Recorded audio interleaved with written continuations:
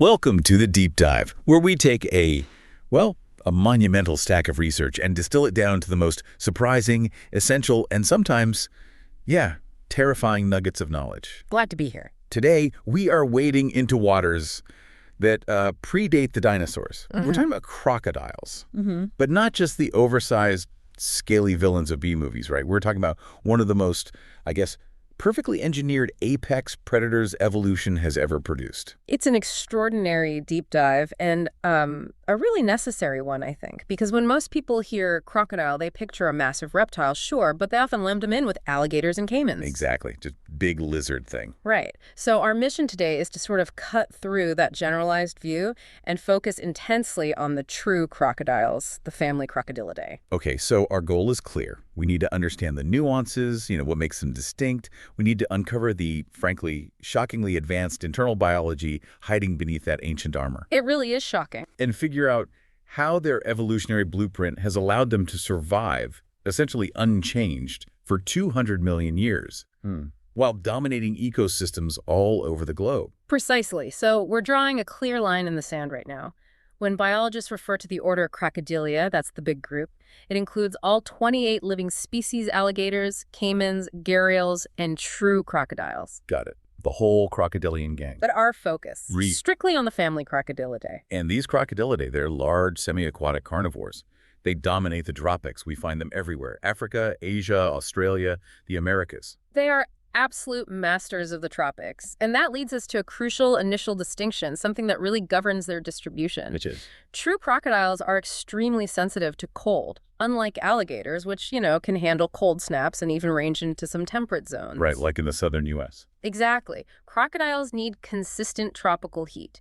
That physiological limitation keeps the range focused pretty much solely on that equatorial band around the planet.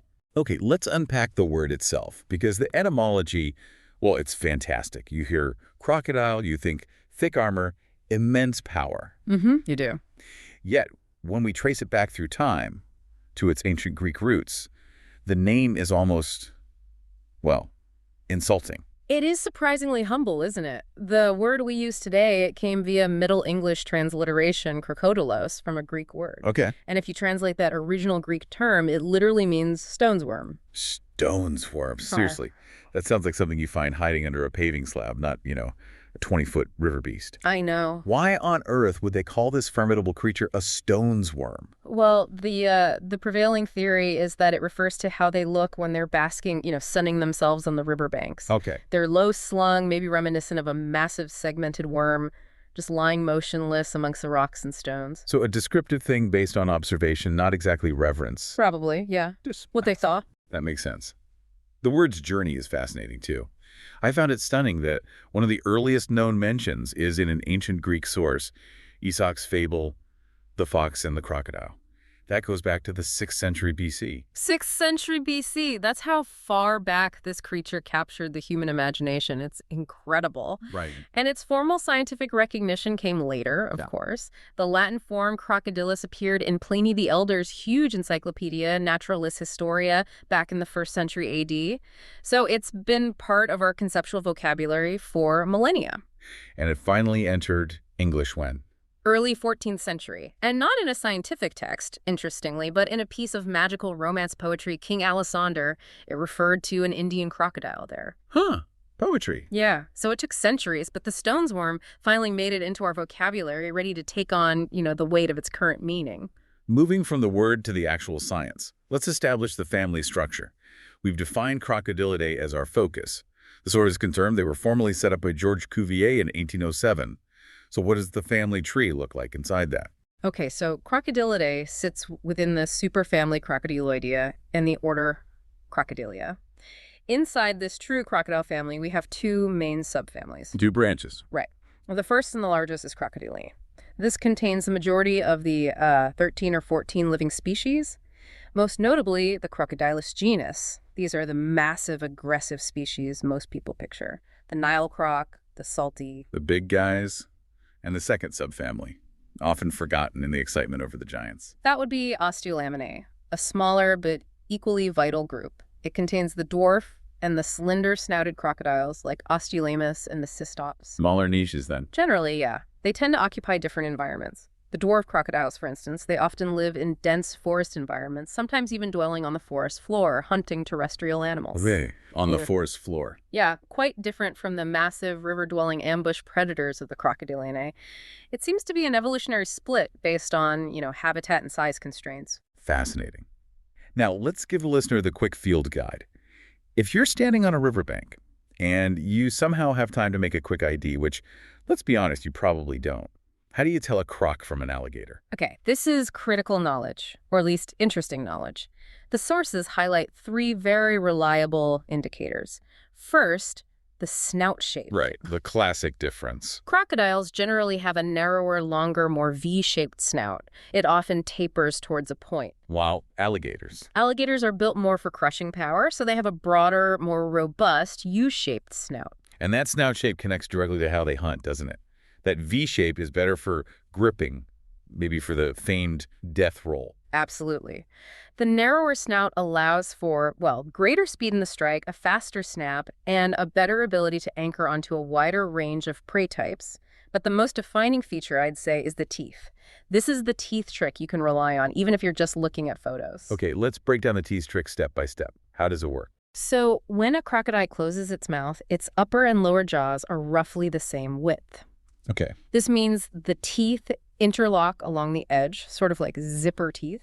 All the teeth remain visible, top and bottom, but crucially, the large 4th lower tooth, The big one near the front. yeah, that one, it fits into a visible constriction, like a notch on the side of the upper jaw, so it's always sticking up, visible, even when the mouth is completely sealed shut. Right. So if you see the mouth shut and it looks like it's wearing a giant dental retainer with that one massive lower tooth poking up on each side. That's your true crocodile. Exactly. And alligators. Alligators, conversely, have these depressions or sockets in their upper jaw. When they close their mouth, the lower teeth fit neatly inside those depressions, concealing them almost completely. It's a much cleaner look when the mouth is shut. A very different grin. Okay, that's clear. Physiologically, though, the distribution of true crocodiles hinges on something else entirely, the salt gland. Yes. This is the 3rd major difference, and it's huge. It explains why species like the saltwater crocodile are found across thousands of kilometers of ocean. How do they work? Crocodiles possess highly specialized functional salt glands located right in their tongues. They actively filter and excrete excess salt from their bloodstream. Wow, built-in desalination. Pretty much. This gives them an exceptional tolerance for brackish water and even true marine environments. Which lets them exploit coastal estuaries, mangrove swamps, and even, like you said, make those long-distance ocean voyages. Precisely. Now, alligators technically have these glands, but they're non-functional. Vestigial, really. So no help at all. Nope. And that severely restricts them to freshwater or maybe very low salinity brackish environments. Their physical range is limited by this physiological barrier, while the crocodile's range is just dramatically expanded because of it. And finally, a behavioral difference noted in the sources. Aggression levels. Generally speaking, yes, crocodiles, particularly the large species like salties and Niles, are known to exhibit much higher levels of aggression and territoriality compared to most other crocodilians. It definitely contributes heavily to their fearsome reputation. Speaking of the big ones, let's zoom into that Crocodilus genus, the heavy hitters that really define the family for most people. We have to start with the king, right? The saltwater crocodile. Crocodilus porosus, absolutely.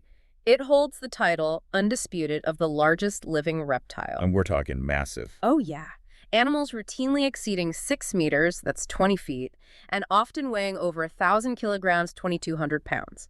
It's unquestionably the most aggressive generally and holds the greatest geographical distribution. From India, Southeast Asia, all the way down to northern Australia. Exactly. It travels the seas. It is the definition of an apex predator that fears, pretty much nothing. Then you have the equally immense and feared Nile crocodile, C. niloticus, across sub-Saharan Africa. A magnificent animal. Also huge, also incredibly powerful, capable of taking down massive prey, large ungulates like zebra and wildebeest that come near the water's edge. A classic ambush predator. The classic.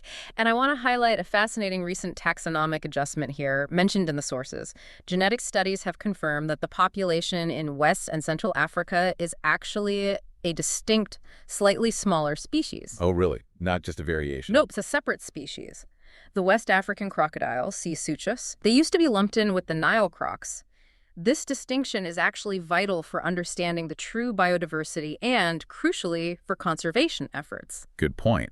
Now, the diversity continues to surprise even within the, let's say, medium-sized species. Let's talk about the Cuban crocodile, C. rhombifer. It sounds like a bit of an evolutionary anomaly. It truly is fascinating. It's a medium-sized crocodile, maybe not as huge as the Nile or Salty, but it's documented as being perhaps the most aggressive species, pound for pound. Feisty. Very. And it's also unusually terrestrial, quite agile on land compared to others. But what's truly unique about this species is the fossil record. It suggests its ancestors had an almost purely terrestrial diet, hunting megafauna. Megafauna. Like what? Things like the giant ground sloth that once roamed Cuba. We're talking huge animals. So how does their behavior today reflect that ancient land-based hunting lifestyle? Does it still show? It potentially does. It gives credence to these observations mentioned in the sources that the Cuban crocodile displays what might be called possible pack hunting behavior. Pack hunting. In crocodile. Cooperative hunting, yes. Group efforts to trap or subdue prey. It makes sense if you think about it, taking down those massive, thick-skinned ground sloths hundreds of thousands of years ago. That would likely have required cooperation. That suggests a pretty high level of cognitive flexibility and social structure, doesn't it? Something we rarely attribute to reptiles. It absolutely does. It completely shatters that stereotype of the simple, slow-witted reptile just waiting by the water. Yeah, it really does. But while we celebrate these giants and their unique cousins, we have to pause for conservation. The sources paint a worrying picture for several species. They do. While the saltwater and Nile populations have rebounded robustly in many areas thanks to management, others are in serious trouble. Critically grim trouble, yes. The Orinoco crocodile, the Philippine crocodile, the Cuban, the Siamese, the West African slender-snouted, they're all listed as critically endangered. And the Philippine crocodile especially. It faces immense extinction pressures, habitat loss, fishing pressure. It's considered perhaps the most severely threatened crocodile species overall right now. Understanding their distinct biology, their specific needs, is just the first step toward trying to save them. Okay, let's turn to the engineering side of things. Yeah. Crocodiles are often called living fossils, Yeah. right? Because their basic body plan hasn't changed much since the Triassic. It's the common term, yeah. But calling them primitive is, well, it sounds like a profound mistake based on what we're learning. Their internal design has incredible complexity. Absolutely.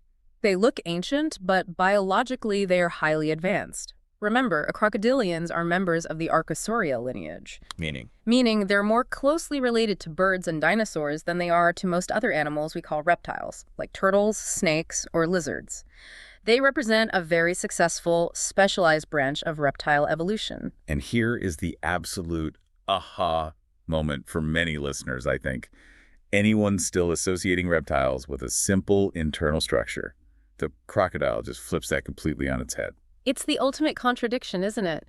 This slow-moving, heavily armored predator possesses features we normally associate with fast-moving, warm-blooded animals. Most famously, they have a highly effective four-chambered heart. Like mammals and birds, not the typical three-chambered reptile heart. Exactly. And that four-chambered heart is vital. It allows for the complete separation of oxygenated and deoxygenated blood, which vastly increases metabolic efficiency.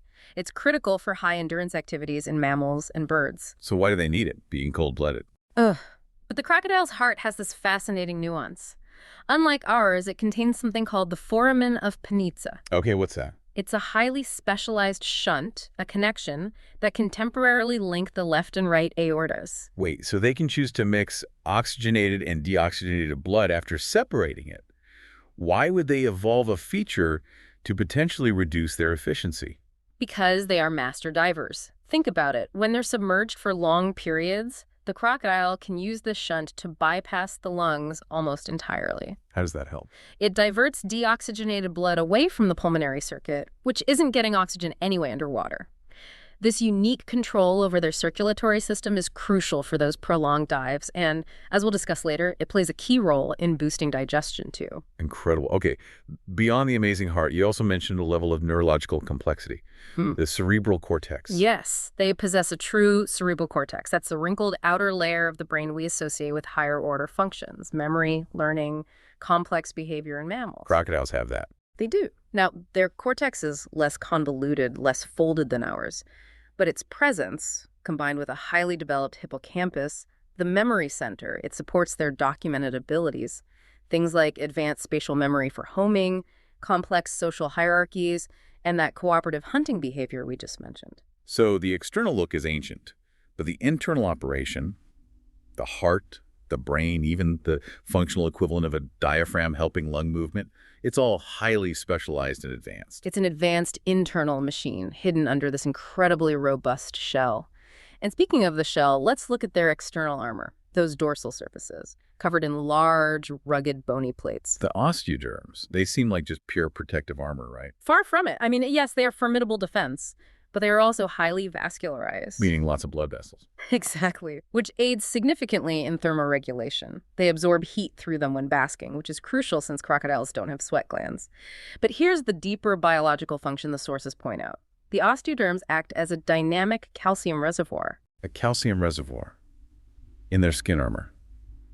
Why would they need that? For two critical reasons tied directly to their lifestyle. First, when they're submerged for long periods, they build up metabolic acids, lactic acid, carbonic acid. Oh, okay.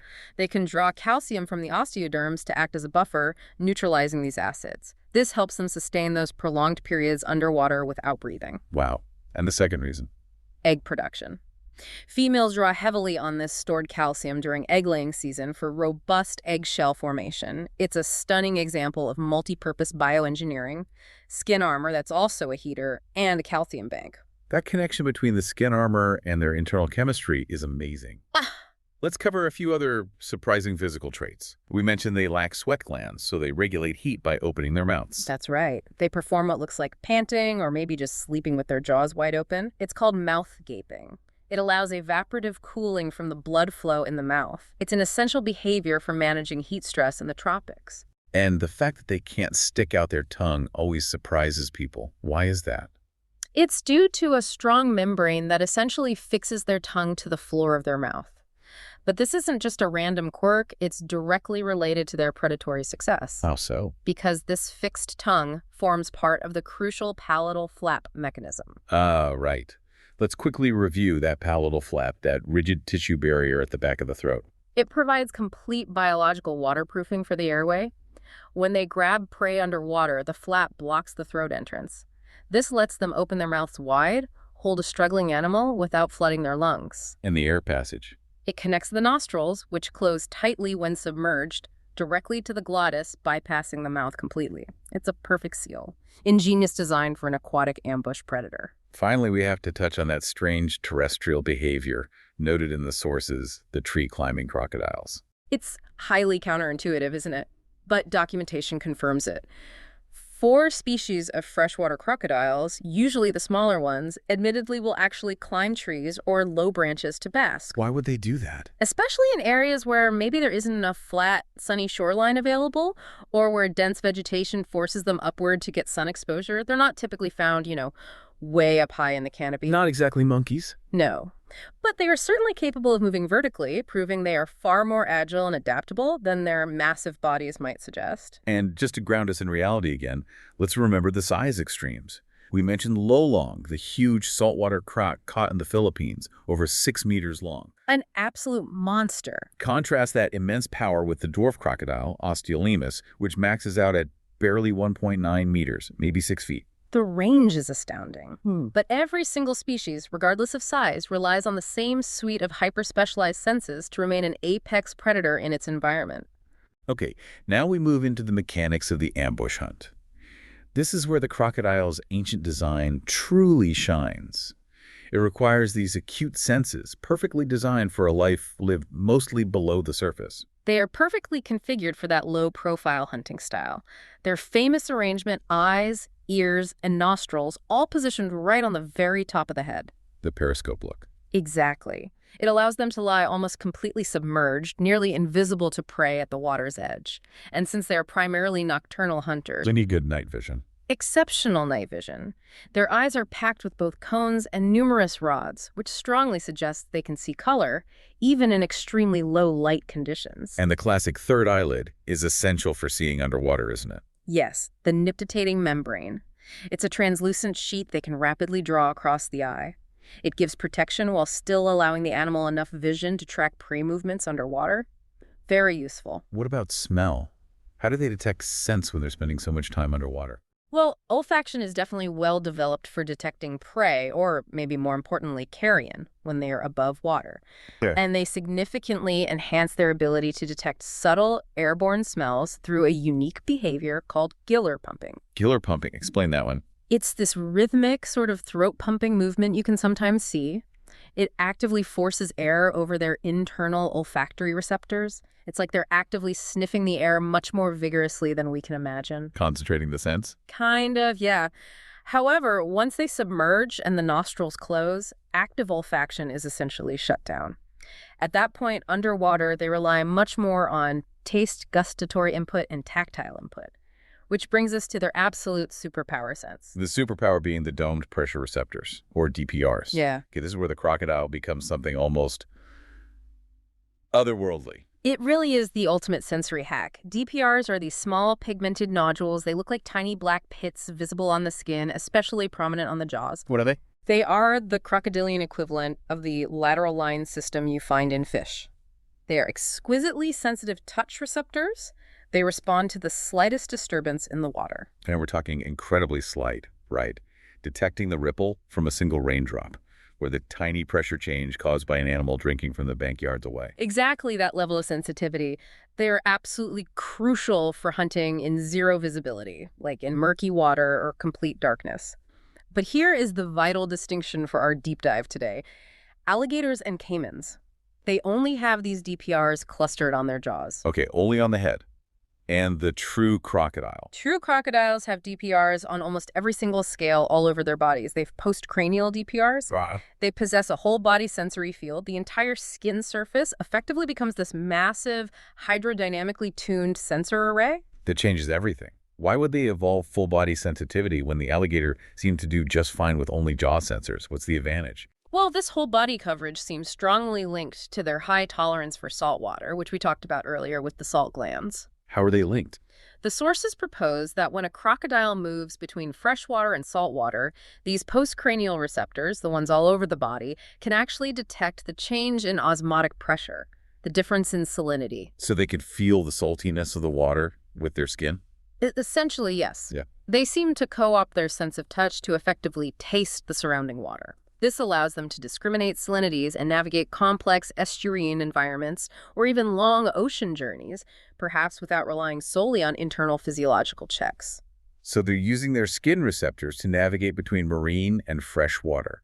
That is a brilliant marriage of sensory input and ecological niche adaptation. It's a phenomenal adaptation. It probably played a huge role in allowing the saltwater crocodile to become such a successful global traveler. Now, let's talk about their ambush strategy itself. It's made possible largely by their slow metabolism. They are ectotherms, cold-blooded. Right. That cold-blooded nature means they can survive incredibly long periods without needing food, allowing them to just wait patiently. Very patiently. That waiting time can be weeks, or potentially even months between large meals. Their diet is generally wide-ranging fish, birds, reptiles, mammals. We know the young start small, on invertebrates and tiny fish. But here's the surprising dietary twist the sources revealed. Ah, yes, the fruit. I saw that. Yes. Recent evidence confirms that crocodiles, specifically some of the larger species, also consume fruits. Seeds have been found quite consistently in both their stools and stomach contents. Are they actively seeking fruit, or is it accidental? That's the question. The speculation is it could be accidental ingestion while ambushing prey near fruit trees that overhang the water. But the fact remains they ingest and presumably disperse viable seeds. It definitely challenges the classical, purely carnivorous view of their diet. Crocodiles, the accidental food eaters and seed dispersers of the swamp. Who knew? But when they do consume meat and bone, their internal processing power is apparently unmatched. They possess the ultimate acid bath. Crocodiles have the most acidic stomach of any known vertebrate, period. More acidic than vultures, even. Apparently so. They can dissolve materials that would give any other predator severe indigestion. We're talking bones, hooves, horns, even the thick shells of turtles. It all gets broken down. And their unique heart structure, the four-chambered heart with the shunt, helps supercharge this digestion process, especially after a massive kill. This is the oxygen debt flush mechanism. This is one of the most astonishing biological hacks in the entire animal kingdom, I think. It's perfectly adapted for their lifestyle. Large kills followed by long periods lurking underwater, Okay, take us through it. How does it work step by step? Right. So when a Nile crocodile, for example, dives and hunts, CO2 builds up in its blood, creating that oxygen debt. After it eats a large meal and resurfaces, the crocodile can intentionally close off its left aortic arch and, crucially, shut the valve leading to the lungs. This forces blood that's loaded with high levels of carbon dioxide blood that would normally go to the lungs for gas exchange to shunt directly through that special foramen of Panizza that we mentioned. And where does it go instead? Straight into the systemic circulation that supplies the digestive tract. So they're deliberately sending CO2-rich, acidic blood straight to the stomach lining. Exactly. The high concentration of CO2 in that blood dramatically increases its acidity. This highly acidic blood then triggers the stomach lining to secrete massive amounts of hydrochloric acid, much more than usual. And the purpose? It dramatically increases the speed of dissolution for bulky prey like bone and hide. It minimizes the time needed for digestion before they can hunt effectively again. It's physiology driven directly by the demands of their predatory lifestyle. That is an incredible feedback loop. Amazing. Yeah. And finally, before we get to the main event, gastroliths. They swallow rocks. Why? Yes, many large crocodilians swallow stones, gastroliths. There are two main hypotheses for why. One is ballast. The extra weight helps stabilize their massive bodies in the water, allowing them to lurk lower with just their eyes and nostrils exposed. Makes sense. And the other reason? Potentially to assist the muscular stomach, the gizzard, in mechanically crushing or grinding down the large, tough food materials they ingest, like bones or shells, helping the acid do its job. Okay, let's talk about the ultimate weapon, the bite force. The sources emphasize their jaws are engineered purely for grabbing and holding, right? Mm-hmm. Not for precise tearing like, say, a shark. That's exactly right. They use those numerous sharp, conical teeth primarily to pierce and anchor the prey. Then the massive force clamps down to crush and hold. The high bite force is essential because slicing or cutting teeth might actually increase the chance of slippery prey escaping during the violent struggle and death roll. Okay, let's get to the shock facts. The force generated by a large crocodile's bite is the largest measured of any living animal today. The field measurements are just staggering. A large Nile crocodile, measuring around 5.5 meters, was recorded biting down with a force exceeding 5,000 pounds of force. That's over 22,000 newtons. 5,000 pounds. And even the strongest laboratory record, set by a slightly smaller 4.59-meter saltwater crocodile, achieved 3,700 pounds. That's 16,000 newtons. That far surpasses the measured bite strength of a great white shark or even a large grizzly bear. It's just in a different league. And since their basic anatomy is so ancient, so conserved over time, we can actually use this modern data to look back at the extinct giants, can't we? This is where it gets really interesting and scary. By scaling up the measurements for modern crocodiles, scientists have estimated the bite force of the immense extinct crocodilian Deinosuchus. How big was Deinosuchus? It reached lengths of 11 to 12 meters, nearly 40 feet long, and the estimated bite force, a mind-blowing 23,100 pounds of force. That's over 103,000 newtons. 23,000 pounds of force. How does that compare to, say, T-Rex? That is nearly double the latest, highest estimates for the bite of Tyrannosaurus rex, which clocks in around 12,800 pounds. Wow. So the ancient crocodilians were the true jaw kings of the Mesozoic, even more so than the giant theropods. It certainly provides profound context. The fundamental engineering of the crocodile jaw, perfected so long ago, is simply unmatched in terms of raw clamping power. The closing muscles are immense. They form that hard, muscular bulge you can see on the sides of their skull. This power lets them clamp down and just refuse to let go. Yet, for all that unrivaled, almost unimaginable evolutionary power, the crocodile has one absurd, almost comical weakness. It is the great paradox, isn't it? Right. While the muscles for closing the jaw are monstrously powerful, the muscles used to open the jaw are extremely small and comparatively weak. Meaning a reasonably strong person can easily hold a large crocodile's mouth shut using just their hands, or simply by wrapping a few loops of tape or rope around the snout. To think that 23,000 pounds of potential crushing force can be temporarily disabled by a single layer of duct tape. That is the ultimate biological contrast. Okay, let's move on to how this incredible creature actually lives day to day, its locomotion, its longevity, and its surprisingly complex social structure. First, getting around on land. We tend to think of them as slow logs, but they can actually move surprisingly fast in bursts. They are masters of deceptive speed, definitely. They generally utilize two main gaits on land, There's the high walk, which is a slower, more upright posture, almost dog-like in a way. They use that for casual travel, maybe up to 5 kilometers per hour. Just strolling. Pretty much. But when they're panicked or maybe aggressive, most species switch to the faster, more snake-like belly run. It's this frantic paddling motion with their legs, body flat to the ground, and that can reach 10 to 11 kilometers per hour. The record holders are truly fast, aren't they? Proving they are capable of a burst of speed that could definitely catch unsuspecting prey or humans on land. Indeed. The land speed record actually belongs to a galloping Australian freshwater crocodile. Galloping. Yes, a true gallop like a horse. It was recorded clocking in at 17 kilometers per hour, 11 millipar, over short distances. That's faster than most untrained humans can run, so don't assume you can outrun one easily on land. Good advice. And once they get moving, they seem to know exactly where they're going. Their homing instinct sounds remarkable. It really rivals that of migratory birds or sea turtles. Satellite tracking studies in Australia confirmed several problem saltwater crocodiles that had been captured and relocated 400 kilometers away managed to navigate back to their original home territories within just 3 weeks. That requires highly developed spatial memory and some pretty sophisticated navigational senses we don't fully understand yet. Amazing. Now, longevity.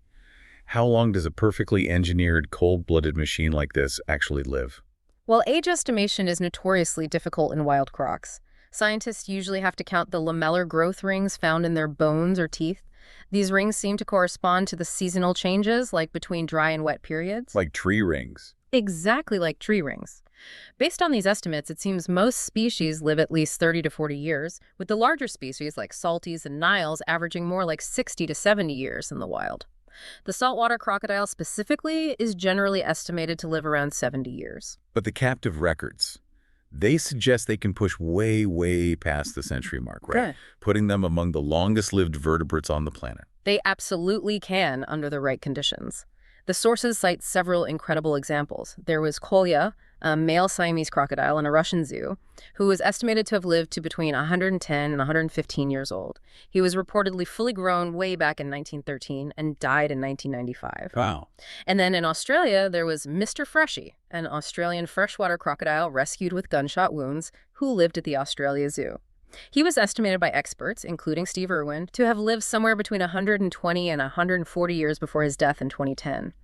Their slow metabolism really grants them extraordinary potential lifespans. That longevity, combined with their intelligence, surely contributes to a complex social structure. They're not just solitary hunters living in isolation, are they? Not at all. Crocodiles are, perhaps surprisingly, the most social of all reptiles. They regularly tolerate congregating together, especially for basking on prime riverbanks or for communal feeding on large kills.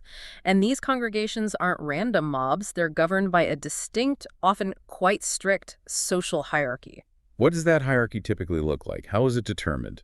It's largely defined by size and weight. The biggest and heaviest males sit firmly at the top of the pecking order. Perks of being the biggest. They get the best basking spots, the sunniest, warmest areas, which are vital for thermoregulation and speeding up metabolism and digestion. And this hierarchy remains clear even during feeding frenzies. While the largest males dominate a kill initially, it's interesting that females are often observed being given priority access during group feeding on a large carcass, especially if they are actively nesting or guarding young nearby.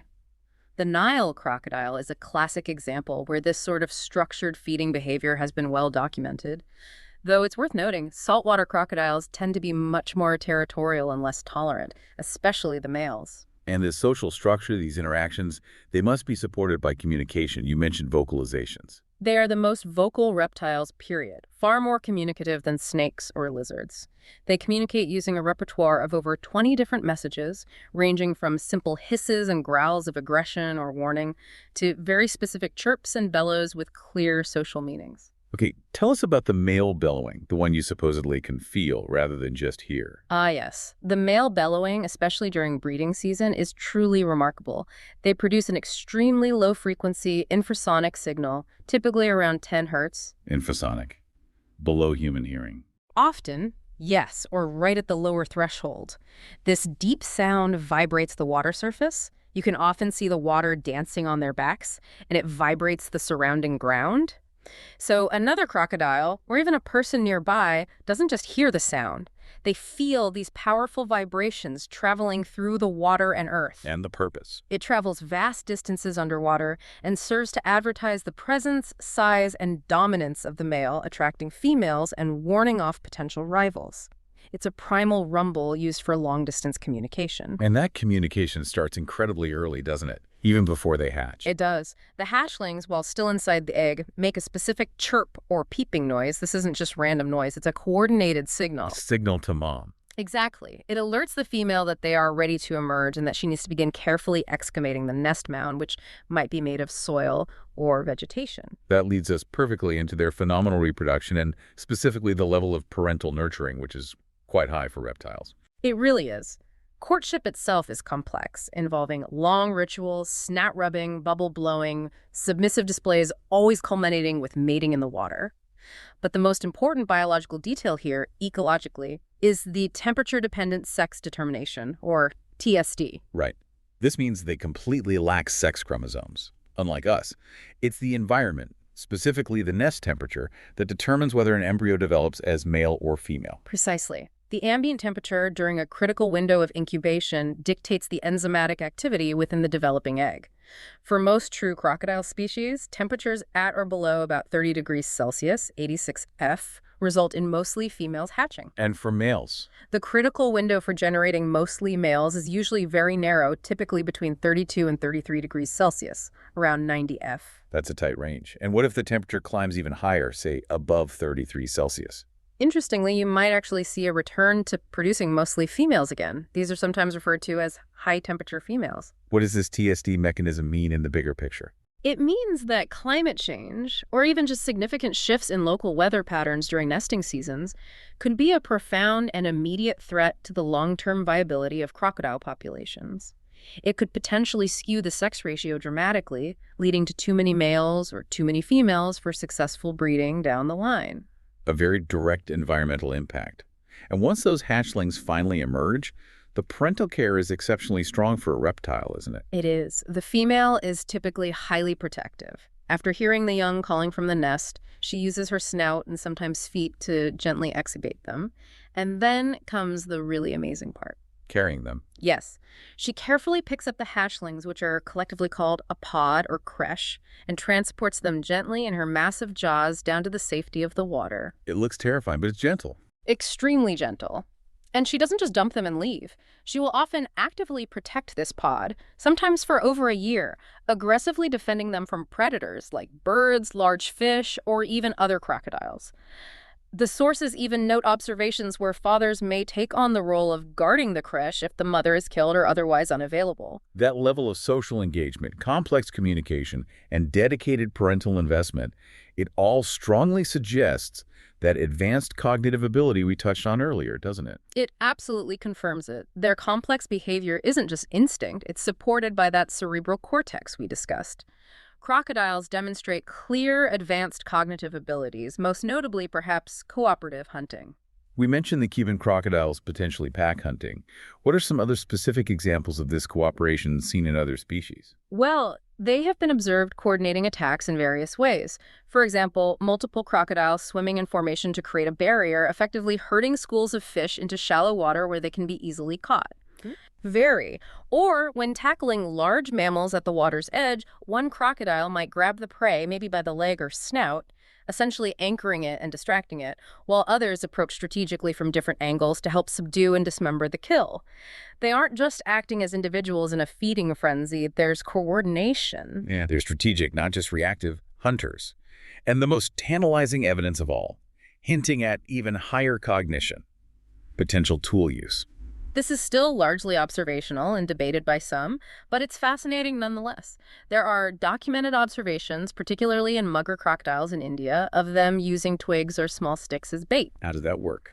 They apparently place the twig or stick across their snouts while partially submerged, especially during the nesting season of certain birds like egrets.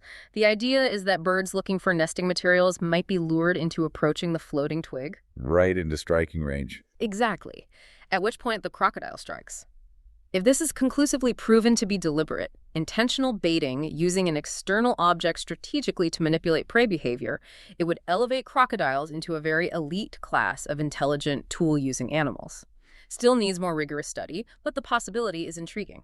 Finally, let's explore the deep, often fraught entanglement between the crocodiles and humanity, how they've shaped our myths and fears, and how we, in turn, have profoundly shaped their survival. While their sheer danger ensures they loom large in human history and psychology, the saltwater and Nile crocodiles in particular are undeniably the most dangerous species to humans. They kill hundreds, perhaps thousands of people annually across Southeast Asia and Africa. Why are they so dangerous compared to, say, alligators? Largely because their primary hunting strategy is that incredibly fast, powerful ambush attack from the water's edge. It's often executed before a person even registers the crocodile's presence, let alone has time to react. And that danger, historically, led directly to widespread commercial hunting, didn't it? Primarily for their leather. Yes, absolutely. The commercial hunting boom for their beautiful, durable leather really took off between the 1930s and the 1960s, and the environmental impact was catastrophic in many regions. How bad did it get? For example, in Australia's Northern Territory, the saltwater crocodile population plummeted from potentially hundreds of thousands down to an estimated low of only about 3,000 animals by the early 1970s. They were on the brink of regional extinction. But the conservation story here, particularly in Australia, is a unique example of turning a commercial vice into a conservation virtue, isn't it? It's a fascinating and often effective model, what some call the conservation loop. Modern crocodile farming, particularly for the saltwater and Nile species, which have high-value skins, often relies on sustainably harvesting a certain number of eggs from the wild each year. Harvesting eggs, how does that help conservation? Because this commercial practice provides a direct financial incentive to the landowners, farmers, ranchers, indigenous communities to protect the wild crocodile habitat where those nests are laid. Because a healthy, productive river system with breeding crocodiles becomes a valuable resource, they actively guard the nesting grounds from destruction or poaching. So the value of the eggs incentivizes protecting the source. Exactly. It has led to significant population increases and habitat protection in places like Australia and certain parts of Africa where it's well managed. It's a pragmatic approach that harnesses market dynamics for ecological health. That is a really interesting application. Yeah. Now, shifting from danger to devotion, crocodiles held immense cultural significance in the ancient world, didn't they? They weren't just feared, they were revered. Deeply revered in some cultures. In ancient Egypt, the crocodile was absolutely central to worship, tied intrinsically to the power and fertility of the Nile River. You had the god Sobek, depicted with the head of a crocodile, who was a major deity associated with pharaonic power, military prowess, and fertility. His main cult center was even called Crocodilopolis. And there was another goddess, too. Yes, Taweret, the protective goddess of fertility and childbirth.